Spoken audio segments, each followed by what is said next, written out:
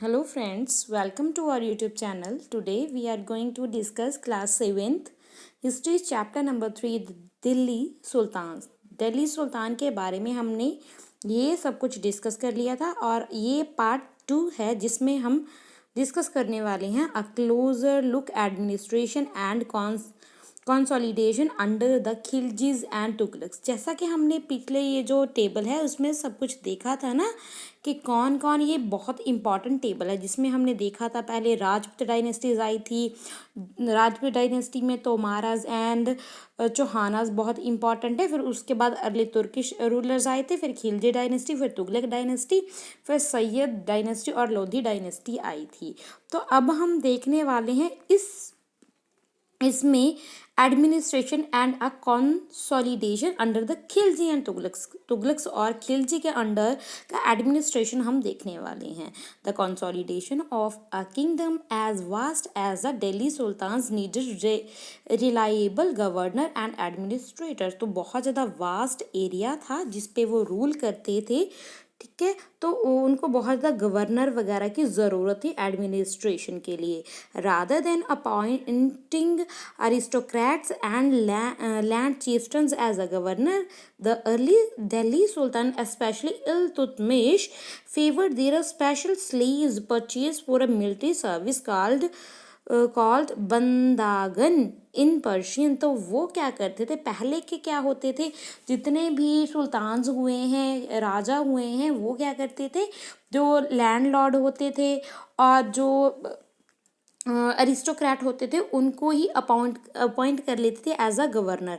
मगर जो इल्तुतमिश थे उन्होंने क्या किया, उन्होंने जो उनके स्पेशल स्लेव्स थे उनको उन्होंने परचेज किया, उनको खरीदा मिलिट्री सर्विस के लिए, जिनको बंदागन बोला जाता है पर्शियन में। दे वर केयरफुली ट्रेंड, वो बहुत ट्रेंड होते थे to man some of the most important political offices in the kingdom. तो बहुत ज़्यादा वो ट्रेंड होते थे जो पॉलिटिकल ऑफिसेज के काम में से। They were totally depend upon their master, वो टोटली मास्टर के ऊपर ही डिपेंड करते थे। The sultan could trust and rely upon them. तो सुल्तान उनके स्लेव थे उनके ऊपर ट्रस्ट कर सकते थे, इसीलिए वो स्लेव को ही एज अ गवर्नर अपॉइंट करता था, उनसे इस टाइप के वर्क करवाता था। स्लेव रादर देन सन्स, तो स्लेव्स को ज़्यादा प्रेफरेंस दिया जाता था सन्स के मुकाबले में। सन्स नहीं, पुत्र को नहीं, स्लेव्स को। The sultans were advised a slave whom one has bought up and promoted must be looked after for its need a whole lifetime and a good luck to find a worthy and experienced slave. Wise men have said that a worthy and experienced slave is better than a son. तो wise men जो बहुत बुद्धिमान लोग हैं उनका कहना था कि जो एक वर्दी और एक्सपीरियंस स्लेव्स बेटर है एक बेटे से भी ज़्यादा। The Khilji and Tughlaq continue to use a bandagan. जो खिलजीज थे और जो तुगलक्स थे वो क्या बंदागन ही यूज़ करते थे। And also raise people of a humble birth who were often their a clients. तो उनके साथ बहुत हम्बली उनको ट्रीट करते थे जो उनके क्लाइंट्स थे। To higher political position they were appointed as a general and governor. तो वो अपने जो स्लेव्स होते थे उनको एज अ जर्नल और अ गवर्नर अपॉइंट किया करते थे। However, this also introduced an element of a political instability। चाहे ये जो इनका काम था इसके साथ पॉलिटिकल इंस्टेबिलिटी भी इंट्रोड्यूस हो गई थी। Slaves and clients were loyal to their master. जो स्लेव्स होते थे, जो उनके क्लाइंट्स होते तो वो अपने मास्टर के साथ बहुत ही वफादार हुआ करते थे। एंड पैटर्न, जो उनके पैटर्न्स होते थे, but not to their heirs. Heirs क्या होता है, जो उनके वारिस होते हैं उनके साथ वो फेथफुल नहीं हुआ करते थे, सिर्फ अपनी मास्टर और पैटर्न्स के साथ ही वो फेथफुल हुआ करते थे। New Sultan had there on servants. जब कोई न्यू सुल्तान बनता था तो वो अपना न्यू सर्वेंट को अपॉइंट करता था। As a result the accession of a new monarch often saw conflict between the old and a new nobility. जब भी कोई नया राजा बनता था तो इसके बहुत नोबिलिटी में, ओल्ड नोबिलिटी और न्यू नोबिलिटी में हमें कॉन्फ्लिक्ट देखने को मिलता है। क्यों? क्योंकि वो अपने मास्टर के साथ ही, जो स्लेव को कुछ भी उसको पोजीशन मिली थी, वो सिर्फ अपने मास्टर के साथ ही वफादार था, उसके जो पुत्र वगैरह हैं, जो नेक्स्ट राजा है, उसके साथ नहीं होता था। द पैट्रोनेज और these humble people by the Delhi Sultan also shocked many elites, and the authors of Persian Tariq criticize the Delhi Sultan। तो तारीख में भी दिल्ली सुल्तान को इसके लिए क्रिटिसाइज किया गया है for appointing the low and base born to high office. उनके अकॉर्डिंग जो बिल्कुल ही उनका बर्थ लो और बेस बॉर्न है, उनको हाई पोजीशन देनी ये गलत माना है। तो ये उनके अकॉर्डिंग गलत है। तारीख में उन्होंने दिल्ली सुल्तान को क्रिटिसाइज किया है। Officials of sultan Muhammad Tughlaq appointed Aziz Khummar a wine distiller, जो वाइन डिस्टिलर थे उसको उन्होंने अपॉइंट किया था तुगलक ने, ठीक है, मोहम्मद तुगलक ने।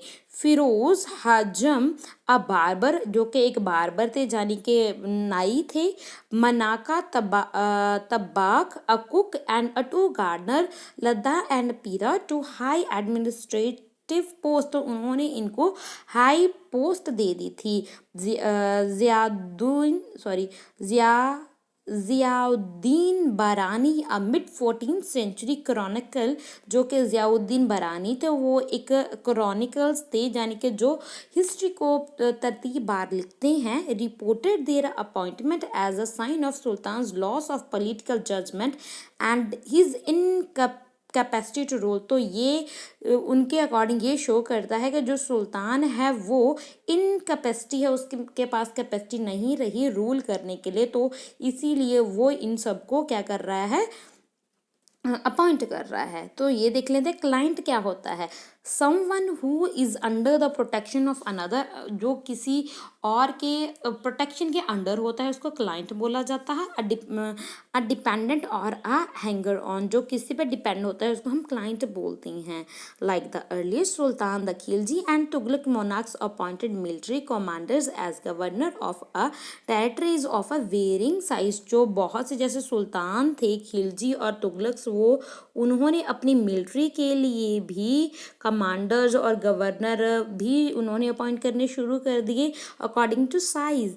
These lands were called a iqta. इन लैंड को क्या बोला जाता था? इक्ता बोला जाता था। And their holders were called iqtadar और अ मुक्ति। जो इस लैंड को होल्ड करता था उसको इक्तादार या मुक्ति कहा जाता था। The duty of the muqti was the lead military campaigns and maintain law order in their iqtas. जो इनका काम क्या था, जो मुक्तीज थे उनका मेन काम क्या था? उनका काम था जो मिलिट्री कैंपेन्स करने और लॉ को मेंटेन करके रखना, ये काम होता था इक्ताज का। In exchange for their military services, the Muktis collect the revenue for their assignment as salary। तो वो इस काम के लिए क्या करते थे? वो रेवेन्यू कलेक्ट करते थे, टैक्स लेते थे और उसको एज अ सैलरी वो मतलब रख लेते थे। They also paid their soldier for their revenue. तो फ्रॉम दीज रिवेन्यू, जो ये रिवेन्यू वो इकतादार इकट्ठा करते थे, अपनी सैलरी ले लेते, और जो सोल्जर होते थे, सिपाही होते थे, उनको भी इसी में से वो सैलरी दिया करते थे। Control over muqtis was most effective if then officers were not inheritable and if they were assigned iktas for a short period of time before being shifted. These harsh condition of a service was a rigorous imposed during the reign of Alauddin Khilji and Muhammad Tughlaq। Muhammad Tughlaq के समय में भी ऐसा हुआ कि ये most effective ये control था ना, पहले तो बहुत कंट्रोल हुआ करता था मुक्ति के ऊपर। वॉज नॉट इनहेरिटेबल, तो ये इनहेरिटेबल यानी कि उसके बाद इसके ऊपर कंट्रोल करना थोड़ा सा मुश्किल हो गया था। If they were assigned iqtas for a short period of time being before being shifted, तो शिफ्ट करने से पहले ये मतलब इसके ऊपर थोड़ा ही टाइम इनको कंट्रोल असाइन किया जाता था। तो ये अलाउद्दीन खिलजी और मोहम्मद तुगलक ऐसा करते थे।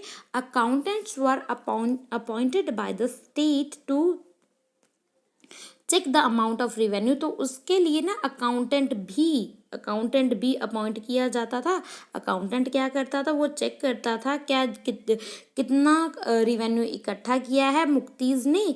Care was taken that the muqti collected only the tax prescribed by the state, क्या जो मुक्तिज हैं वही रेवेन्यू और टैक्स कलेक्ट कर रहे हैं जो स्टेट ने डिसाइड किया है।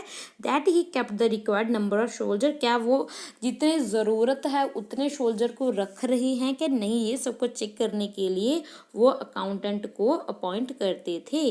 Then as the Delhi sultan brought the hinterland of the cities under their control, they forced the landed chieftains, the samantas, aristocrats and the rich landlords to accept their authority। तो क्या जी, बहुत से जो सामंताज थे, aristocrat थे, चीफ्टन थे, उन्होंने उनकी अथॉरिटी को, दिल्ली सुल्तान की अथॉरिटी को क्या एक्सेप्ट करना शुरू कर दिया। अंडर अलाउद्दीन खिलजी के रूल के under the state brought the assessment and collection of land revenue under its own control, तो उन्होंने अपने अंडर ले लिया था कि टैक्स वगैरह लैंड रेवेन्यू का जो भी सारा कंट्रोल था वो उन्होंने अपने अंडर लिया था।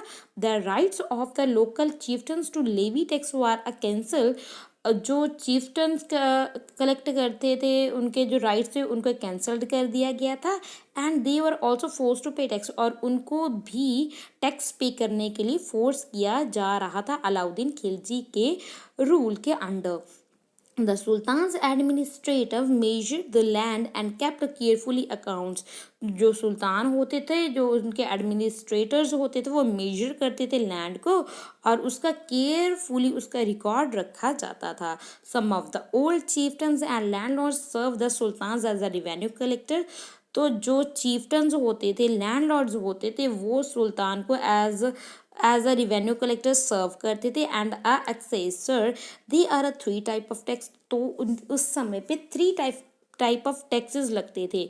Number 1 on a cultivation called, cultivation जाने के जो भी कुछ आप किसी किसान ने उगाया है, called a kharaj and amount of about 50% of the peasants produce, जो प्रोडक्शन होगी, जो भी पैदावार होगी, उपज होगी, उसका 50% वो एज ए टैक्स लेंगे।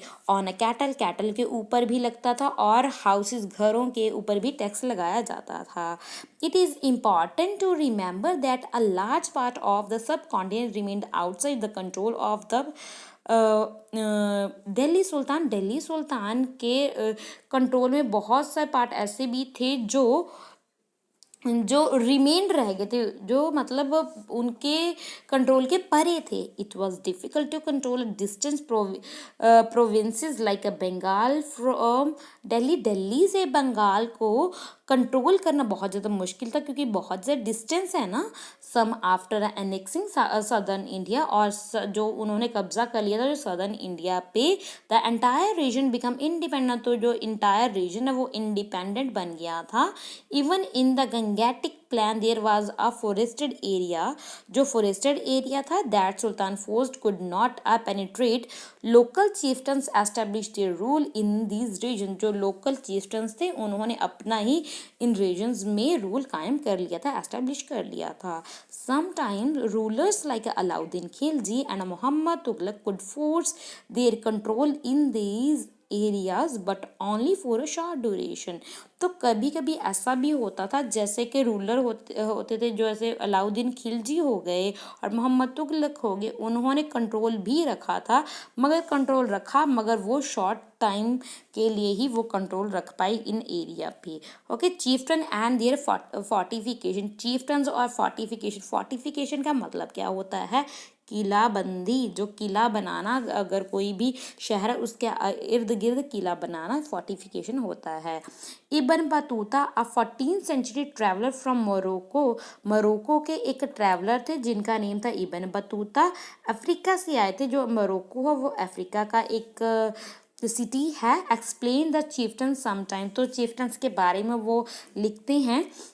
Fortified themselves in a mountain, in a rocky, uneven and rugged place as well as in a bamboo grove, जो उन्होंने fortify किया हुआ था अपने आप को माउंटेन्स में, रॉकी और जो रज्ड प्लेस होते थे बैम्बूज ग्रूव्स में, वो उन्होंने fortify किया हुआ था। In India the bamboo is a not hollow, जो हॉलो मतलब खोखला होता है ना, इस टाइप का नहीं था। इट इज़ अ बिग, बहुत बड़ा होता था जो बैम्बू था इंडिया का। It is several part are so intertwined that even fire can not affect them. तो इतना ज़्यादा इंटरविंड थे ना जो बैम्बू से इंडिया के, वो उनको आग भी नहीं लग सकती थी। They are on the whole very strong, वो बहुत ज़्यादा जो बैम्बूज थे इंडिया के बहुत ज़्यादा स्ट्रॉन्ग थे। The chieftains live in these forest which serve them as, जो ये फॉरेस्ट्स हैं उनमें वहाँ पे ये रहते थे, जो चीफ्टन्स होते थे वहाँ पे, वो as a rampart inside there was a cattle, और वो उसके अंदर वो अपनी कैटल्स को और अपनी क्रॉप्स को जमा करते थे। There is also water for them within, तो वहाँ अंदर ही उनके लिए पानी भी होता था। That is rain water which collect दिया, जो रेन वाटर वो कलेक्ट किया करते थे chieftains. Hence they can not be a subdued except by powerful armies, तो उनको कोई भी नहीं हरा सकता था, कब्जा कर सकता था, एक्सेप्ट अ पावरफुल आर्मीज, जो पावरफुल आर्मीज है वही ये सामान उनसे हथिया सकता था। Who entering these forests cut down the bamboos with a special prepared instrument, जो बैम्बूज को कट किया जाता था वो भी स्पेशल इंस्ट्रूमेंट्स होते थे इनको कट करने के लिए, क्योंकि जो बैम्बूज से बहुत से स्ट्रॉन्ग थे। उन्होंने इबन बतूता के थ्रू हमें ये सारी नॉलेज मिलती है चीफ्टन्स के बारे में और उनकी लाइफ के बारे में। Okay, then the Mongol under Genghis Khan invaded a Traxiana in north east Iran. North east Iran में एक एरिया है, इसका नाम है Transoxiana. 1219 and the Delhi sultan faced their onslaught soon after. तो जो गेंगिस खान थे उन्होंने इन्वेड किया ईरान के इलाके पर, और उसके बाद उन्होंने दिल्ली पर भी फोर्स अपना जो कब्जा करना चाहा, अटैक किया। Mongol attacks on the Delhi Sultan increase during the rain of Alauddin Khilji. Alauddin Khilji के समय ये जो अटैक थे गेंगिस खान के बहुत ज़्यादा बढ़ गए थे in the early year of the Muhammad Tughlaq's rule. तो तुगलक के रूल के शुरुआती दिनों में ये अटैक बहुत ज़्यादा बढ़ने लग गए थे। In the this force the two rulers to mobilize a large standing army in a Delhi which posed a huge administrative challenge। तो ये गेंगिस खान के ज़्यादा हमलों के अटैक की वजह से जो दिल्ली के सुल्तान थे उनको एडमिनिस्ट्रेटिव चैलेंजेस का सामना करना पड़ रहा था, क्योंकि वो बहुत ज़्यादा हमले करता जा रहा था। Let us see how the two Sultan deal with this. तो कैसे इन्होंने इसको कैसे डील किया, गेंगिस खान को डील कैसे किया, दोनों ने डिफरेंस इसका हम देखने वाले हैं। तो अलाउद्दीन खिलजी ने क्या किया, Delhi was attacked twice. Alauddin Khilji के समय दिल्ली को 2 बार अटैक किया गया, एक 1299 एंड 1300 एंड 1302 टू 1303, ये 2 बार अटैक किया गया गेंगिस खान ने अलाउद्दीन खिलजी के समय एज अ डिफेंसिव मेजर में Alauddin Khilji raise a large standing army. तो उन्होंने बहुत अपनी आर्मी बढ़ा दी थी इस अटैक को रोकने के लिए। और मोहम्मद तुगलक ने क्या किया था, the sultan was attacked early year of the Muhammad Tughlaq से। जब मोहम्मद तुगलक ने रूल करना शुरू ही किया था, जब वो राजा बने ही थे, तो तब वहाँ पे अटैक किया गया था। The Mongol army was the defeated. तो उस समय तो क्या, जब मंगोल की जो आर्मी थी उसको हरा दिया गया था। Muhammad Tughlaq was confident about the strength of his army. वो बहुत मोहम्मद तुगलक थे, वो बहुत ज़्यादा कॉन्फिडेंस है अपनी आर्मी के ऊपर, and his resources to plan an attack on a Transoxiana. तो वो भी जो इन्होंने हथियार लिया था ना ईरान का ये जो इलाका गेंगिस खान ने, उसके ऊपर भी अटैक करने की उन्होंने सोची मोहम्मद तुगलक ने। He therefore raised a large standing army. तो इसीलिए उन्होंने बहुत ज़्यादा बड़ी आर्मी उन्होंने तैयार कर ली थी गेंगिस खान के अगेंस्ट। Alauddin constructed a new garrison town named a Siri for his soldier. तो सीरी नाम का एक टाउन भी उन्होंने कंस्ट्रक्ट करवा लिया था अलाउद्दीन खिलजी ने। और इन्होंने क्या किया था, rather than constructing a new garrison town, मगर मोहम्मद तुगलक ने गैरिसन टाउन कोई नहीं बनवाया था, बिल्ड नहीं करवाया था। The oldest of the 4 cities of Delhi ए कोहाना was emptied of its resident। तो जो पुरानी सिटी थी दिल्ली की, जिसको दिल्ली एक कुहाना बोला जाता है, उसको ही खाली करवाया गया रहने के लिए। एंड सोल्जर गैरिसन्स दे, तो वहाँ पे जो सोल्जर थे, वहाँ पे जो आम जनता थी उनको तो बोला गया कि आप यहाँ से चले जाओ, और वहाँ पे आके जो सोल्जर है वहाँ पे वो रहने लगे। The residents of the old city was sent to a new capital of Daulatabad in the south. जो रेजिडेंट थे, वहाँ पे रहने वाले लोग थे, उनको भेज दिया गया दौलताबाद, जो साउथ में है, वहाँ पे भेज दिया गया था, क्योंकि उन्होंने अपने जो देश है, अपना जो रूलिंग इलाका है, उसको सेव करना था मंगोल से, इसलिए। The soldier had to be fed, जो सोल्जर होते थे उनको फेड यानी उनको खाना दिया जाता था। This was done through the produce collected as a tax from the lands between Ganga and Yamuna. Ganga and Yamuna के बीच में से जितना भी टैक्स कलेक्ट किया जाता था, उससे वो क्या करते थे, जो सोल्जर होते थे उनको खाना दिया जाता था। Tax was fixed at 50% of the peasant yield. जो पेजेंट है, किसान है, उनका जो उपज होती थी उनका 50% एज अ टैक्स वो लिया करते थे अलाउद्दीन खिलजी। और produce from the same area was collected as a tax to a feed the army. तो जितना भी प्रोडक्शन होती थी, जो ये मोहम्मद तुगलक क्या करते थे, वो उसी सेम एरिया में वो टैक्स कलेक्ट करते थे और आर्मी को फीड करवाने के लिए। But to meet the expenses of maintaining such a large number of soldier, the sultan levied additional tax. तो उन्होंने इतनी बड़ी, क्योंकि उन्होंने बहुत बड़ी आर्मी बनाई थी, इस इतनी बड़ी आर्मी को फीड करने के लिए, मेंटेनेंस करने के लिए इन्होंने थोड़े से और भी टैक्सेस बढ़ा दिए थे, एडिशनल टैक्सेस भी लगाए थे। This coincided with a famine in area. तो ये फेमिनिन एरिया में भी किया गया था। Okay, the soldier had to be paid. तो जो ये अलाउद्दीन खिलजी हैं, वो सोल्जर को पेड करते थे, पैसे देते थे। Alauddin Khilji choose to pay his soldier salary in a cash rather than इकताज।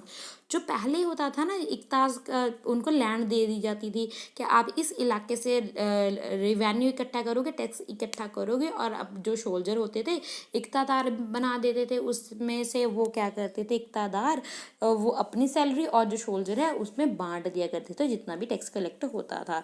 अब जो अलाउद्दीन खिलजी है, उन्होंने सैलरीज देनी शुरू कर दी थी। The soldier would buy there supplies from merchant in Delhi and it was thus feared that a merchant would raise their price। तो क्या जो सोल्जर है, अब उनको जब सैलरी मिल गई है, तो मिलने लगी, तो वो अपनी ज़रूरत के अकॉर्डिंग मर्चेंट से, व्यापारियों से दिल्ली में से सामान खरीद सकते हैं, मगर ये भी डर होता था कि जो मर्चेंट है वो प्राइस ना बढ़ा दें।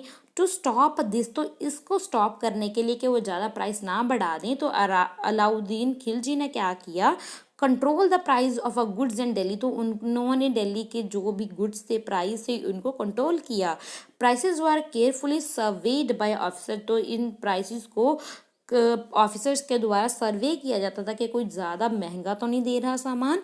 And a merchants who did not sell at a prescribed rate वाला पनिश, जो ज़्यादा दाम पे देता है तो उनको पनिशमेंट भी दी जाती थी।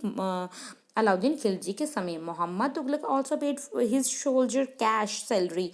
तो मोहम्मद तुगलक भी अपने सोल्जर को कैश सैलरी पे करते थे, but instead of controlling prices he used a token currency. तो वो देखो, इन्होंने क्या किया था, मोहम्मद तुगलक ने इन्होंने टोकन करेंसी इंट्रोड्यूस करवा दी थी। इन्होंने प्राइस नहीं देख, इन्होंने टोकन करेंसी इंट्रोड्यूस कर दी थी। Somewhat like a present day paper currency, जैसे कि अब हम यूज़ करते हैं पेपर करेंसी को, इन्होंने टोकन करेंसी यूज़ कर दी थी, इशू कर दी थी। But made out of the cheap metals, not gold and silver. तो मगर ये जो करेंसी थी वो चीप मेटल से बनी होती थी, गोल्ड और सिल्वर से नहीं बनी होती थी।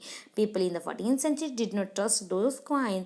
मगर 14th सेंचुरी में ये जो करेंसी है, इस पे लोग बिल्कुल भी ट्रस्ट नहीं करते थे। दे वर वेरी स्मार्ट, क्योंकि ये वो लोग बहुत स्मार्ट थे भाई। They saved their gold and silver coins. वो सिल्वर और गोल्ड के कॉइन को सेव कर लेते थे। And pay all their taxes to a state with the token currency. तो वो क्या करते थे, जितना भी टैक्स पे करना है वो टोकन करेंसी के थ्रू वो पे कर दिया करते थे। This cheap currency could also be a counterfeit easily, तो काउंटरफिट जाने को उसकी नकली करेंसी भी बनाई जा सकती है क्योंकि इजीली मिल जाता था, अवेलेबल होता था मेटल, तो उसका नकली भी बनाकर वो चला दिया करते थे। तो ये प्रॉब्लम आ रही थी मोहम्मद तुगलक के एडमिनिस्ट्रेशन में। Alauddin's administration measures were quite successful and a chronicles praised his reign for his cheap price and efficient supplies of good in a market। तो अलाउद्दीन खिलजी का जो एडमिनिस्ट्रेटिव था उसको बहुत सक्सेसफुल माना जाता है। जो क्रॉनिकल्स हैं उन्होंने प्रेस की है कि उन्होंने कैसे अपने एफिशिएंटली जो प्राइजेज हैं सस्ते दाम में रखे, उन्होंने मार्केट में कैसे सप्लाईज ऑफ गुड है एफिशिएंटली वर्क करते थे, ये सब कुछ। He successfully withstood the threat of a Mongol invasion, तो उन्होंने सक्सेसफुली ही मंगोल इन्वेजन को रोकने के लिए अपना काम किया।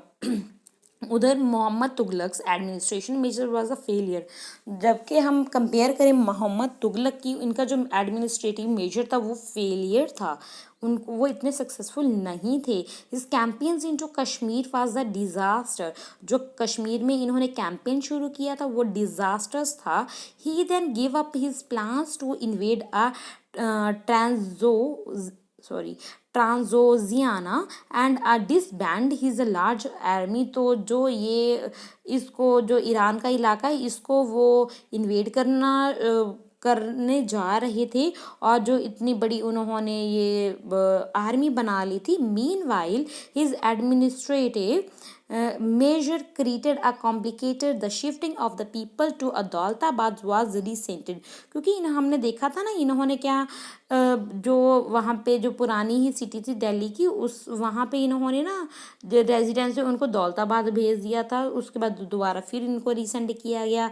The raising of taxes and a famine in the Ganga Yamuna belt led a wide spread rebellion, चाहे फेमाइन हो गया था, फेमाइन जाने के सोखा पड़ गया था, फिर भी इन्होंने टैक्स इतने ज़्यादा इंक्रीज़ कर दिए थे, अलग से टैक्स लगा दिए थे, तो जिसकी वजह से जगह जगह पे इनके लिए रिबेलियन होना शुरू हो गया था मोहम्मद तुगलक के लिए। And finally the token currency had to be recalled, तो और टोकन करेंसी भी हमने देखी है वो सस्ते चीप मेटल से बनी होती थी और काउंटरफिट करना उसको ईजी होता था, इसलिए ये भी उनका खामी रही है उनके एडमिनिस्ट्रेशन में। In this list of Mohammad Tughlaq's failure we sometime forget that for the first time in the history of the sultans a Delhi sultan planned a campaigns to capture Mongol territory. तो ये मोहम्मद तुगलक की फेलियर तो हमने देख ली, मगर इस टाइम हम ये ऐसा भूल जाते हैं कि ये फर्स्ट टाइम हुआ था हिस्ट्री में, दिल्ली सुल्तान की हिस्ट्री में, कि को जो दिल्ली का सुल्तान है उन्होंने कैंपेन्स शुरू कर दिए थे मंगोल की एक टेरिटरी को कैप्चर करने के लिए, क्योंकि जो मंगोल थे वो बहुत ज़्यादा डर लगता था भाई इनसे, क्योंकि बहुत ज़्यादा ये अटैक करते थे, ठीक है। तो इनको कैप्चर करने के लिए कैंपेन तैयार किया था मोहम्मद तुगलक ने, ये नहीं हमें भूलना चाहिए। Unlike Alauddin Khilji's defensive measure, Mohammad Tughlaq's measures was conceived as a part of military offensive against the Mongol, तो इनके भी काबिले तारीफ है जितने भी, चलो इन्होंने चाहे फेलियर रह गए मगर फिर भी इनके जो कैंपेन्स इन्होंने शुरू किए थे मंगोल्स के अगेंस्ट वो अच्छे थे, ठीक थे। Okay, the sultans in the 15th and 16th century, अब हम डिस्कस करने वाले हैं 15th और 16th सेंचुरी के सुल्तान के बारे में। Take a look at table number 1, again table number 1 हमने शुरू में ही देख चुके थे हम।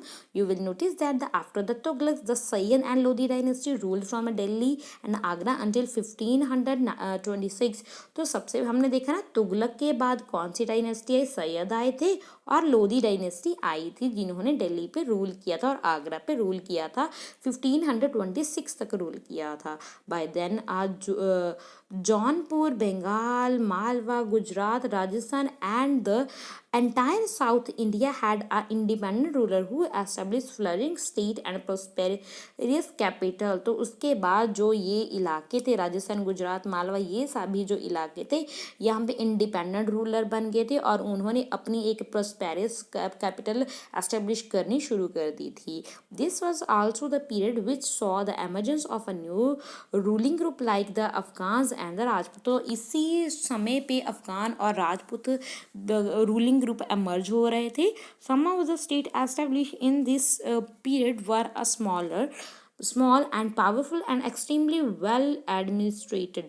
तो बहुत सी स्टेट ऐसी एस्टेब्लिश की गई थी इस टाइम ऑफ पीरियड में जो छोटी थी मगर पावरफुल थी और वेल एडमिनिस्ट्रेटेड थी। छोटी थी मगर पावरफुल थी और वेल एडमिनिस्ट्रेटेड थी, यानी कि उनका जो प्रबंध चलाया जा रहा था, उसको एडमिनिस्ट्रेट किया जा रहा था, वो बहुत अच्छा किया जा रहा था। शेर शाह सूर 1540 से लेकर 1545 started his career as a manager of a small territory. जो शेर शाह सूर हैं, इन्होंने एज अ स्मॉल एक छोटी सी टेरिटरी में एज अ मैनेजर वर्क शुरू किया था फॉर हिज अंकल, जो उनके अंकल थे बिहार में, उनके लिए।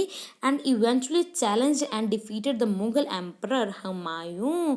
तो उन्होंने जो मुगल एम्परर थे हुमायूं को चैलेंज किया और उनको हरा दिया था 1530 टू 1540 में और 1555 टू 1556। शेर शाह कैप्चर्ड दिल्ली। तो उन्होंने शेर शाह ने दिल्ली को कैप्चर कर लिया था, उसके ऊपर कब्जा कर लिया था and establish his on dynasty. और अपनी वंशज का राज्य उन्होंने एस्टेब्लिश कर लिया था दिल्ली के ऊपर।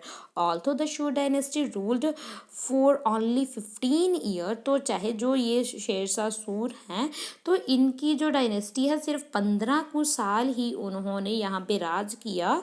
इस डायनेस्टी ने it introduce N administration that borrowed element from Alauddin Khilji and made them efficient. तो ये ऐसे एक राजा थे, ऐसे सुल्तान थे जिन्होंने जो अलाउद्दीन खिलजी के जो एडमिनिस्ट्रेटिव रूल थे उनको बोरो किया और बहुत एफिशिएंटली उन्होंने काम किया।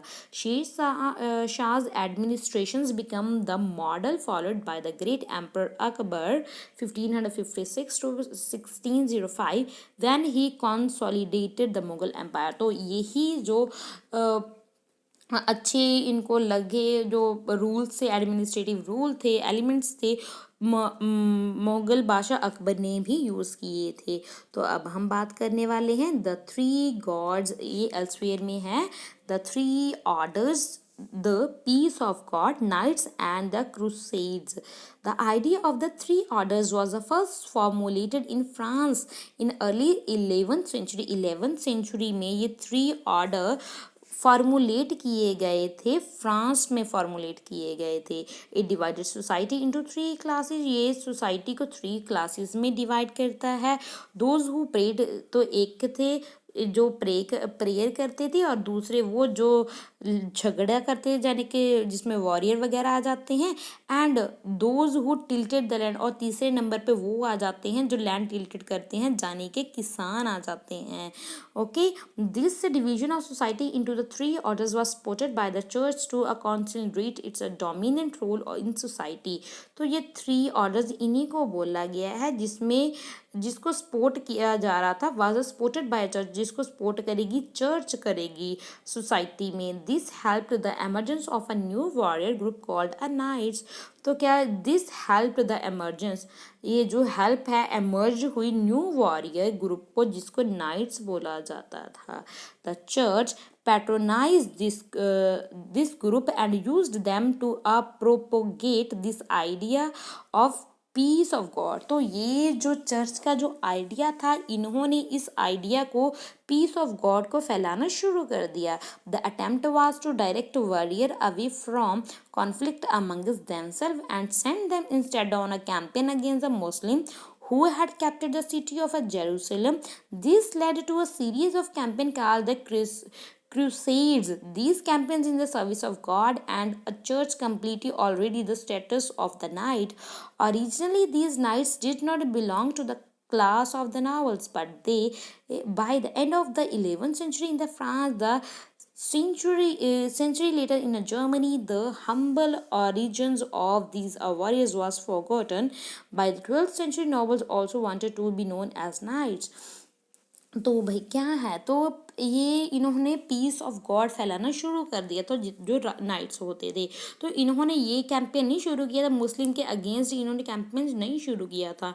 इन्होंने अपनी ही एक सीरीज शुरू कर दी थी, कैंपेन सीरीज शुरू कर दी थी, जिसको बोला जाता था क्रूसेड्स बोला जाता था। इसमें क्या करते थे वो, कैंपेन्स तो सर्विस की जाती थी गॉड में, और जो चर्च में स्टैचू ऑफ गॉड अल्टर किया गया था। और जो नाइट्स हैं, नाइट्स एक नोबल क्लास को बिलोंग करना ज़रूरी नहीं होता था, मगर 11th सेंचुरी में फ्रांस में, तो फ्रांस में हुआ क्या, एंड द सेंचुरी लेटर, तो उस सेंचुरी के बाद जर्मनी में origin of these a warrior, तो उसके बाद जो ये ओरिजिन था वॉरियर्स का वो भुला दिया गया, फॉरगॉटन हो गया।